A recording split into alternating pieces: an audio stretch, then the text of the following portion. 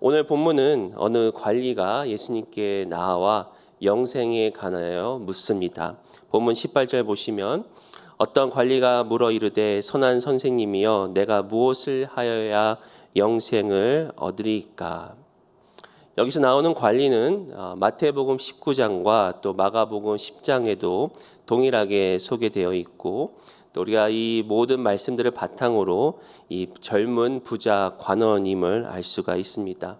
그는 젊은 청년으로서 열정이 있었고, 또 이 성경에는 부자라고 이야기했기 때문에 어떤 재물의 그런 부도 있었고, 또 관원이기 때문에 어느 정도 사회적인 지위도 갖춘 그러한 사람입니다. 겉으로 봐서는 전혀 부족함이 없어 보이는 이 젊은 부자 관원이 예수님을 찾아온 것입니다. 이 복음서에 보시면 여러 분류의 사람들이 예수님께 찾아옵니다. 예수님의 제자가 되기 위해 찾아오는 사람들이 있고요. 또 병고침을 받거나 또 귀신을 내어 쫓기 위하여 예수님을 찾아오는 사람들이 있습니다. 또한 예수님께 하나님의 나라의 가르침을 받기 위해 찾아오는 사람들도 있습니다. 또한 바리새인이나 서기관들처럼 예수님과 논쟁하고 예수님을 시험하고자 예수님께 찾아오는 사람들도 있습니다. 모두가 다 나름대로 이런 목적과 동기를 갖고 예수님 앞에 나오는 것이죠. 예수님은 예수님께 찾아온 사람들의 그런 마음속을 다 아십니다. 그리고 예수님은 그들의 동기에 따라서 말씀하시고 행하십니다. 지금 이 새벽에 영상으로 그리고 이곳에 함께 하시는 저와 여러분들도 아마 주님께 나오신 그런 각각의 동기들이 다 다르실 것입니다. 특별히 이 새벽에 또 주님을 찾은 여러분들의 그런 마음의 동기, 또 하나님은 특별히 그런 마음의 갈망함을 아십니다. 그리고 우리의 마음에 따라서 동기에 따라서 주님은 이 시간 말씀하시고 역사하실 줄 믿습니다. 과연 예수님을 찾은 이 젊은 부자 관원은 어떠한 동기로 주님 앞에 나왔을까요? 한 가지 분명한 것은 이 부자 관원은 결국 예수님을 떠났다는 것입니다. 우리가 보통 이 성경의 인물들을 볼 때 크게 두 가지로 분류할 수 있습니다. 첫 번째는 좋은 본보기를 보여주는 인물들이 있는가 하면 또 나쁜 본보기를 보여주는 인물들이 있습니다. 어떻게 보면 이 젊은 부자 관원은 이 후자에 속한 인물이라고 할 수가 있습니다. 우리 모두는 이 부자 관원을 별로 이렇게 따라하고 싶지 않아 합니다. 하지만 이렇게 그가 예수님을 떠났지만 예수님께 찾아오고 또 예수님에 대해서 그러한 영생의 질문을 합니다. 분명히 젊은 부자 관원으로서 세상의 관점으로 봤을 때는 너무나 부족함이 없는 그러한 삶을 누리고 있지만 예수님께 나와서 영생을 묻는 그 질문에 대해서는 어느 정도 진정성을 우리가 느낄 수가 있습니다. 최소한 바리새인과 사두개인들처럼 서기관들처럼 예수님을 시험하러 온 사람은 아닌 것 같습니다. 같은 그 이야기를 기록하고 있는 이 마가복음 10장에서는 이렇게 기록을 합니다. 예수께서 길 나가실새 한 사람이 달려와서 꿇어 앉아 묻자오되. 예수님이 지나가시는 것을 보고 예수님께 달려와서 꿇어 앉아서 지금 영생에 대해서 묻고 있는 것입니다. 그만큼 예수님이 누구신지를 알고 또 예수님 앞에 겸손히 자신을 낮추는 그러한 모습을 우리는 볼 수가 있습니다. 또한 마가복음 10장 21절에서는 예수님께서는 이 젊은 부자 관원을 보고 그를 사랑하셨다라고 마가는 기록하고 있습니다. 그만큼 예수님도 이 젊은 부자 관원의 그런 마음의 동기를 아시고 또 진정성을 아셨던 것 같습니다. 이 영생을 얻으리까라고 그가 질문을 했을 때 우리가 그 질문의 이면에는 비록 겉으로 봤을 때는 모든 것을 다 갖춘 것 같지만 아직도 영적으로 해결되지 않은 그런 갈망함이 있지는 않았는가. 어떻게 보면 겉으로 봤을 때는 모든 것을 다 갖추고 남들 부러울 거 없는 그런 삶을 살고 있지만 영적인 그런 공허함과 영적인 메마름으로 인하여 예수님께 찾아오지는 않았는가라는 그런 생각을 하게 되었습니다. 우리 모두는 이러한 영적인 공허함과 영적인 메마름을 경험할 때가 있습니다. 우리가 물론 예수님을 믿고 또 신앙생활을 열심히 하는 가운데 또 하나님께서 주신 복을 누리는 가운데에서도 늘 찾아오는 그런 영적인 공허함들이 있다는 것입니다. 오늘 이 본문을 통해서 이렇게 영적인 공허함을 우리가 경험할 때, 또 영적인 공허함이 우리를 찾아올 때 우리가 배울 수 있는 교훈은 무엇인지 몇 가지 나누기로 합니다. 첫째로, 하나님은 영적 공허함을 통해서 우리 스스로의 노력을 내려놓게 하십니다. 영적 공허함이 우리에게 찾아올 때 우리 스스로 노력해서 그것을 벗어나려는 것을 내려놓는 것이 바로 지혜입니다. 부자 청년이 예수님을 찾아와서 묻는 질문이 18절에 선한 선생님이여 내가 무엇을 하여야 영생을 얻으리까? 라고 묻습니다. 그는 영적인 갈망함이 있었고 영적인 공허함이 있었습니다. 그것을 채워줄 영생에 대해서 질문을 하지만 이 질문을 자세히 보시면은 이미 스스로가 그 영적인 공허함을 어떻게 벗어나야겠다라는 그런 결론을 갖고 예수님께 찾아옵니다. 그것은 바로 무엇을 하여야 라는 그런 질문을 예수님께 하고 있는 것입니다. 다시 말씀드려서 그는 무엇을 더 해야만이 영생을 얻는다는 그런 생각을 갖고 있었습니다. 이 마태복음 19장 16절에서는 내가 무슨 선한 일을 하여야 영생을 얻으리까? 라고 그가 질문을 합니다. 즉 선한 일을 해야 영생을 얻는다고 스스로 종교적이고 윤리적인 그런 행위를 바탕으로 영생을 얻는 영적인 공허함을 해결할 수 있다고 그렇게 그는 믿고 있었던 것입니다. 그도 그럴 것이 이 부자 청년은 율법으로 봤을 때는 정말 부족함이 없는 또 모든 것을 지키고 있다고 그렇게 자부하고 있습니다. 20절과 21절 보시면 예수님께서 말씀하시죠. 내가 계명을 안 하니 간음하지 말라, 살인하지 말라, 도둑질하지 말라, 거짓 증언하지 말라, 내 부모를 공경하라 하였느니라. 여짜오되 이것은 내가 어려서부터 다 지켰나이다.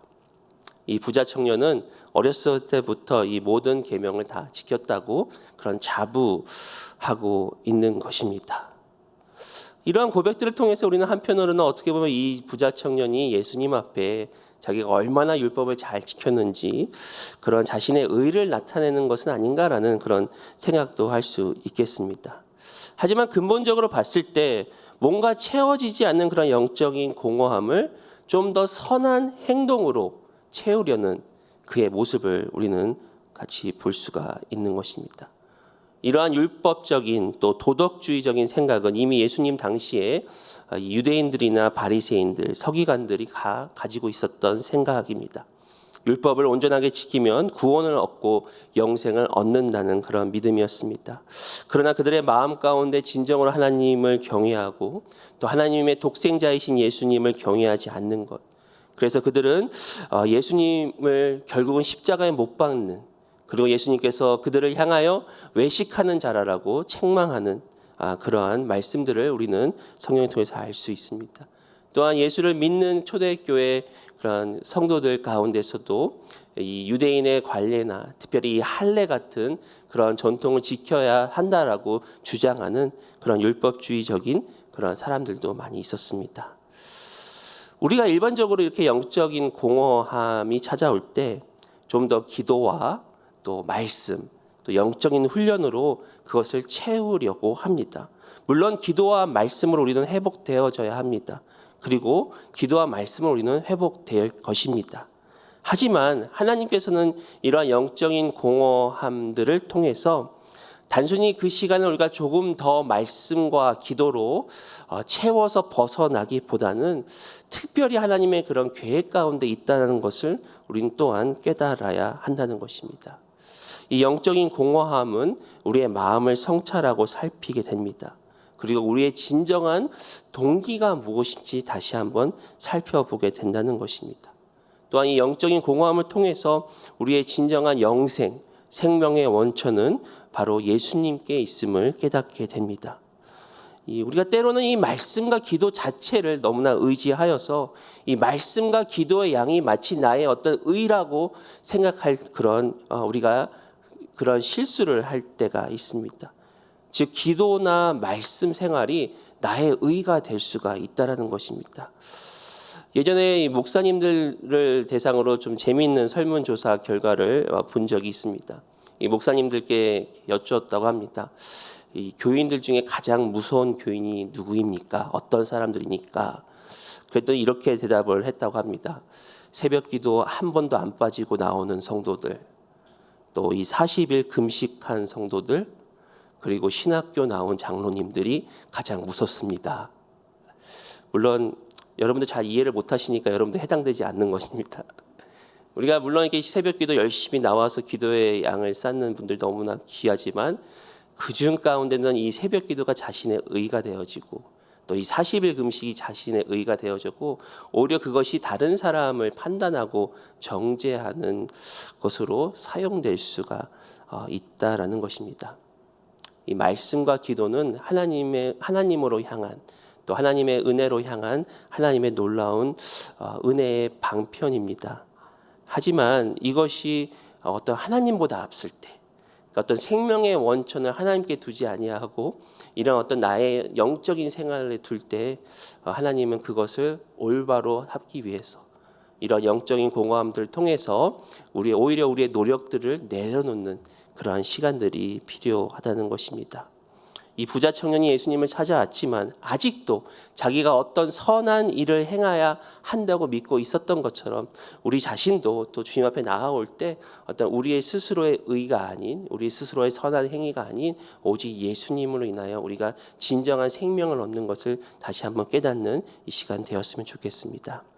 두 번째로 하나님은 영적 공허함을 통해 우리 안에 변화되어야 할 것들을 보게 하십니다. 영적 공허함이 찾아올 때 하나님 앞에 머물러 주님이 말씀하시는 것을 경청하는 것이 지혜입니다. 부자 청년의 질문에 예수님께서 이렇게 말씀하십니다. 19절 보시면 예수께서 이르시되 내가 어찌하여 나를 선하다 일컫느냐 하나님 한 분 외에는 선한 이가 없느니라.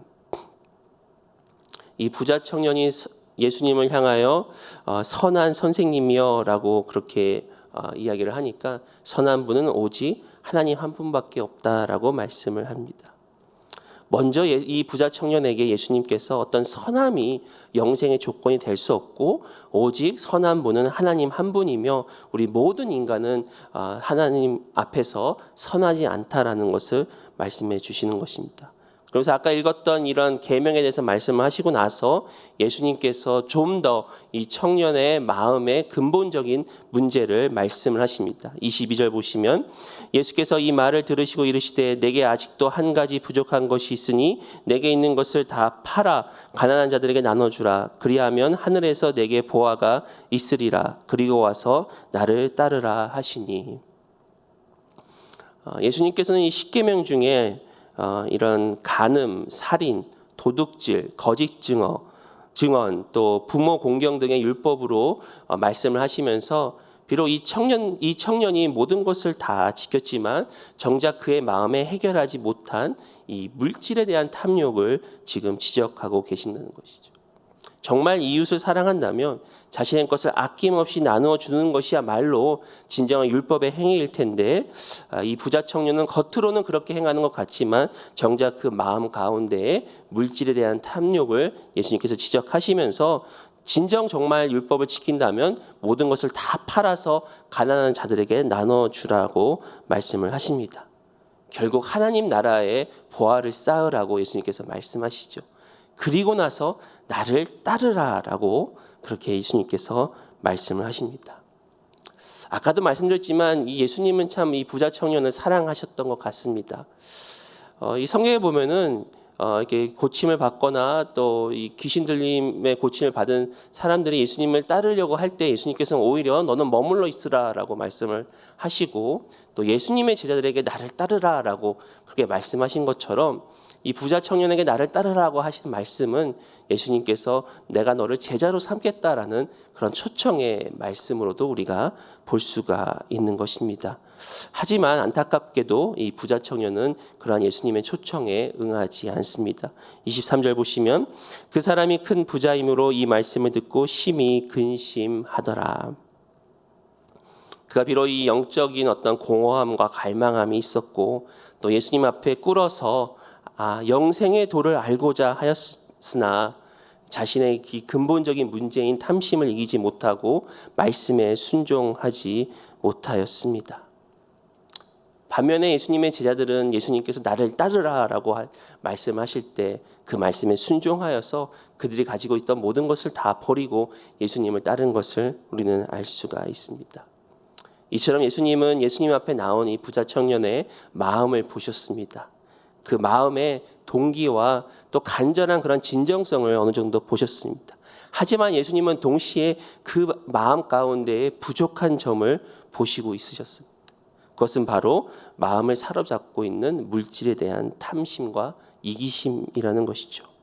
그래서 예수님께서는 그 문제를 해결하라라고 그렇게 말씀을 하시고 초청을 하신 것입니다. 아까도 잠깐 말씀드렸지만 우리에게 어떤 영적인 공허함이 찾아올 때 우리는 우리의 마음을 성찰하게 됩니다. 그리고 그 가운데 내 안에 아직 부족한 것을 하나님은 깨닫게 하십니다. 단순히 열심을 내어서 이 문제를 해결하기보다는 조금 더 마음 깊은 곳에 근본적인 문제를 해결하도록 하나님께서는 이끌어 주십니다. 우리가 일반적으로 은혜가 충만하여서 모든 것이 다 잘 되는 것 같고 또 우리가 기쁨으로 충만할 때는 우리 자신을 객관적으로 제대로 볼 수가 없습니다.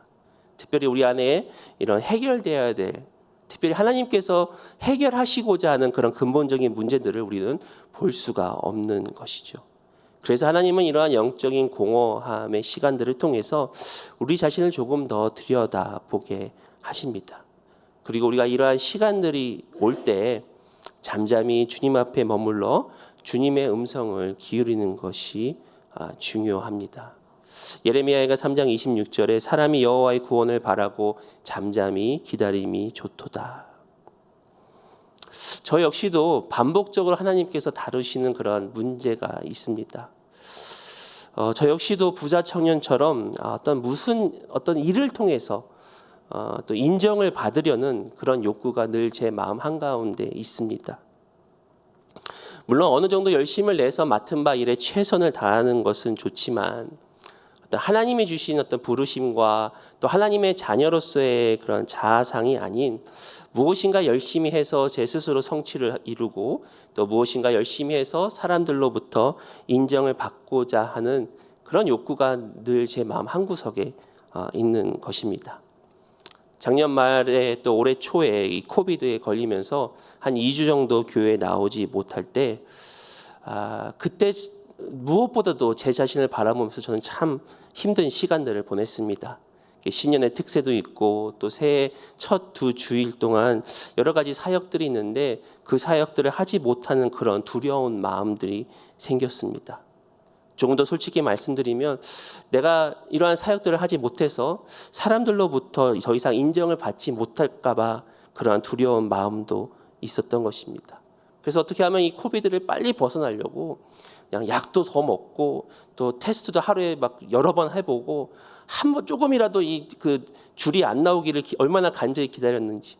그러나 하나님은 최소 10일에서 2주 동안은 그냥 있으라라고 말씀하시면서 전혀 호전이 되지 않는 그런 시간들이었습니다.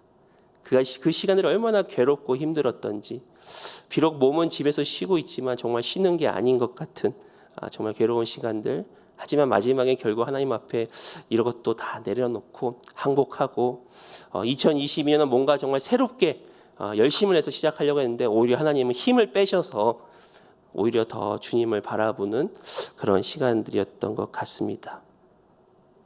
우리 모두에게는 이러한 우리 아직 하나님께서 근본적으로 해결하고 싶으신 특별히 이 부자 청년들처럼 내가 어떤 선한 행위를 해야 영생을 얻겠습니까? 라는 어떤 그러한 모습들이 아직 남아 있다는 것이죠. 그렇기 때문에 하나님께서는 이러한 시간들을 통해서 우리의 마음을 다시 한번 살펴보게 하시고 또 우리를 달래주시고 또 우리에게 새 힘과 용기를 주셔서 다시 나아갈 수 있도록 하나님께서 은혜를 베풀어 주시는 것입니다. 세 번째로 하나님은 영적 공허함을 통해서 우리가 온전히 주님을 의지하고 순종하기를 원하십니다. 이처럼 영적인 공허함이 찾아올 때 우리는 주님께 더 매달려 있는 것이 지혜입니다. 예수님을 떠난 부자 청년을 향해 예수님께서 말씀하십니다. 24절 25절에 예수께서 그를 보시고 이르시되 재물이 있는 자는 하나님의 나라에 들어가기가 얼마나 어려운지 낙타가 바늘기로 들어가는 것이 부자가 하나님의 나라에 들어가는 것보다 쉬우니라 하시니. 여기서 이야기하는 바늘기는 이 바늘에 있는 그런 구멍을 또 뜻하기도 하고, 또 어느 학자들은 그 당시에 이 성문을 칠할 때 이 성문 옆에 아주 작은 구멍, 마치 낙타가 들어갈 수 있는 그런 아주 작은 구멍인데, 만약에 낙타가 들어간다면 무릎을 꿇고 들어갈 수밖에 없는 그런 작은 구멍이라고 또 설명을 합니다. 중요한 것은 그만큼 어렵다라는 것이죠. 예수님은 물질이 있는 자, 특별히 부자가 하나님 나라에 들어가기가 어렵다라고 말씀을 하십니다. 그러나 우리가 잘 알고 있듯이 여기서 이 부자라고 말씀하신 것은 어떤 부의 많고 적음보다는 이 물질에 대해서 탐심에 사로잡혀서 하나님보다 물질을 더 우선적으로 생각하는, 이 마치 부자 청년과 같은 사람들을 말씀을 하고 있습니다. 또한 26절부터 보시면 듣는 자들이 이르되 그런즉 누가 구원을 얻을 수 있나이까? 이르시되 무릇 사람이 할 수 없는 것을 하나님은 하실 수 있느니라. 구원은 사람이 할 수 있는 일이 아닙니다. 하나님이 하시는 일입니다. 그러므로 구원은 우리의 자신의 어떤 노력이나 행위로 이루어지는 것이 아니라 오직 예수 그리스도를 통해서, 오직 예수 그리스도의 십자가의 공로로 이루어지는 것이죠. 하나님의 은혜는 자격 없는 자에게 베푸시는 하나님의 호입니다.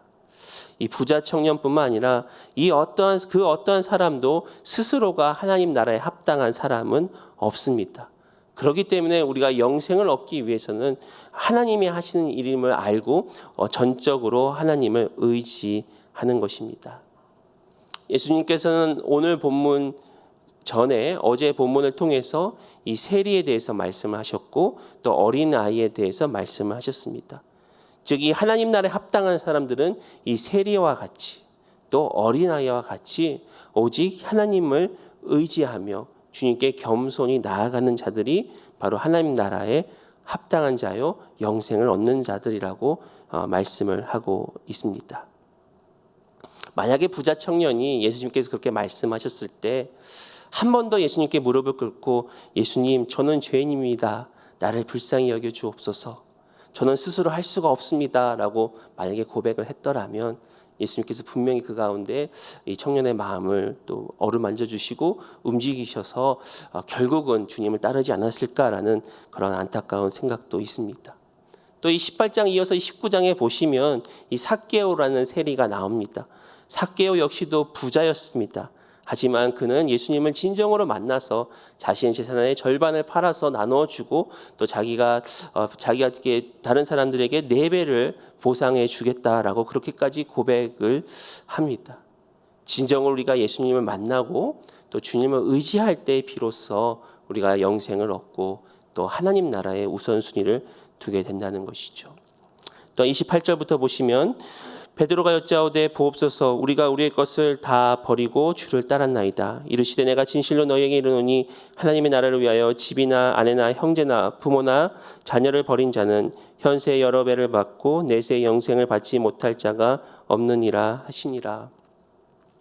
하나님의 나라를 위하여 집, 아내, 형제, 부모를 버리는 자, 즉 그것을 마음으로부터 떠나 보내는 자, 이러한 자들이 바로 주님을 따르는 자들입니다.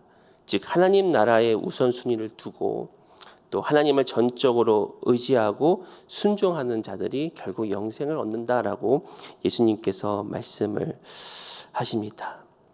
이 예수님을 따른다는 것은 결국은 세상으로부터 벗어나 하나님께로 향한다라는 그런 뜻을 가지고 있습니다.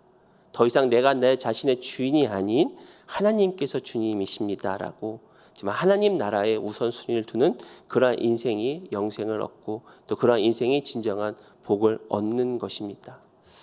이미 저와 여러분은 예수님을 믿고 영접하셨습니다. 그리고 우리가 모두가 다 지금 이 시간 하나님의 나라를 누리고 있음을 믿습니다. 하지만 오늘 이 말씀을 통해서 우리가 다시 한번 배울 수 있는 것은 이러한 어떤 영적인 공허함과 또 그러한 갈망함이 있을 때 우리가 하나님의 나라를 다시 한번 생각하며 하나님 나라의 우선순위를 둘 때, 특별히 이 세리와 어린아이 같이 주님 앞에 겸손히 나와서 하나님을 전적으로 의지해야 하는 그런 시간임을 다시 한번 깨닫기를 원합니다. 결국 주님께 두 손 들고 주님께 매달릴 때 하나님은 우리의 이러한 영적인 공허함과 또 어두운 시간들을 지나갈 수 있도록 이끌어 주신다는 것이죠. 그러므로 이 영적인 공허함 가운데서도 주님 곁에 있음으로 풍성한 은혜를 누리시길 바랍니다. 가장 중요한 것은 붙어 있는 것입니다. 가장 중요한 것은 머물러 있는 것입니다. 헨리 나우엔의 책을 잠깐 읽다가 이렇게 이야기를 하더라고요. 기도는 하나님과 시간을 낭비하는 것이다. 우리가 어떤 기도의 제목들이 많이 있고 또 하나님께 간구할 것이 많지만 그냥 하나님 앞에서 시간을 낭비하는 것이 기도다. 참 그 말에 깊은 깨달음과 좀 깊은 어떤 마음의 평안을 좀 얻었습니다. 영적인 공허함이 있을 때 우리는 기도할 수 없을 때가 있지 않습니까? 말씀을 들어도 말씀을 읽어도 잘 안 들어올 때가 있지 않습니까? 당장 그 자리를 벗어나고 싶을 때가 있지 않습니까? 그러나 그때일수록 그냥 머물러 있는 것입니다. 앉아 있는 것입니다. 주님 앞에 붙어 있는 것입니다. 그럼 주님도 아무 말도 하지 아니하시고 오늘 말씀 가운데 우리의 스스로의 노력을 좀 내려놓고 또 우리 가운데 하나님께서 근본적으로 해결할 그런 문제들을 좀 다시 한번 주님께 내려놓고 전적으로 하나님을 의지하며 주님께 매달리며 그 시간들을 정말 은혜 가운데 누리시는 저와 여러분 되시기를 예수의 이름으로 축원드립니다. 기도하겠습니다. 하나님, 비록 부자 청년이 예수님을 떠났지만 그의 마음의 진실됨을 아시고 또 그의 마음의 영적인 공허함을 아시고 주님께서 손을 내밀어 또 나를 따르라라고 말씀하신 것처럼 사랑하는 우리 주의 자녀들 가운데 여러 가지 어려움과 공허함이 있을 때 우리의 마음을 아시고 나와 함께 가자라고 말씀하시는 주님을 결코 떠나지 않는 예수님의 진정한 제자들 되기를 원합니다. 힘들고 어려울 때일수록 더 주님 앞에 머무는 그런 우리들 되기를 원합니다. 우리 스스로 할 수 없습니다. 주님, 우리를 불쌍히 여겨주시고 주여 우리에게 힘과 또 은혜와 또 지혜를 주셔서 정말 주님이 주시는 풍성한 은혜와 복을 누리는 우리 한 사람 한 사람 되도록 주여 함께하여 주옵소서. 우리 교회를 주님께서 기억하여 주시고 교회에서 기도하고 준비하고 있는 모든 일들 가운데 하나님의 선한 뜻이 이루어지기를 소원합니다.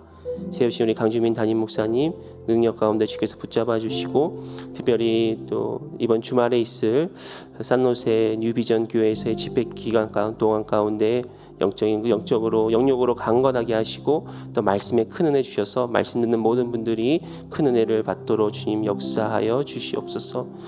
지금 이 순간에도 질병으로 또 여러 가지 상황으로 주님 앞에 간절히 구하는 우리 모든 성도님들 주께서 기억하여 주시고 불쌍히 여겨주시고 병상 가운데 은혜와 치유의 능력이 있도록 주여 함께하여 주시옵소서. 우크라이나 사태로 인하여 많은 사람들이 아파하는 가운데 있습니다. 주여 불쌍히 여겨주시고 전쟁은 하나님께 속하여 있음을 믿습니다. 하나님의 주권적인 섭리 가운데 진정한 평화가 이 땅 가운데 있도록 주여 역사하시고 함께하여 주시옵소서. 티국을 섬기시는 최근숙 배다 선교사님을 위해서 기도합니다. 한국에서 대학 진행 중인 우리 자녀의 학업 가운데 주께서 함께해 주시고 섬기는 현지 교회가 말씀 앞에서 더욱 든든히 세워질 수 있도록 인도하여 주시옵소서. 또한 교회의 개척을 준비하고 있는 도시와 사역의 문이 열리도록 우리 선교사님을 붙잡아 주시고 주님께서 은혜 내려 주시옵소서. 오늘 하루도 주님과 동행하며 나아가는 우리 사랑하는 주님, 우리 주의 자녀들 가운데 주께서 함께해 주시고 주의 말씀 가운데 늘 주님이 주시는 음성 듣는 그런 저희 한 사람 되도록 주님 축복하여 주옵소서. 감사하고 예수님의 이름으로 기도하옵나이다. 아멘. 하늘에 계신 우리 아버지여, 이름이 거룩히 여김을 받으시오며 나라의 마옵시며 뜻이 하늘에서 이룬 것 같이 땅에서도 이루어지이다. 오늘 우리에게 일용할 양식을 주옵시고 우리가 우리에게 죄 지은 자를 사하여 준 것 같이 우리의 죄를 사하여 주옵시고 우리를 시험에 들지 말게 하옵시고 다만 악에서 구하옵소서. 대개 나라와 권세와 영광이 아버지께 영원히 있사옵나이다. 아멘.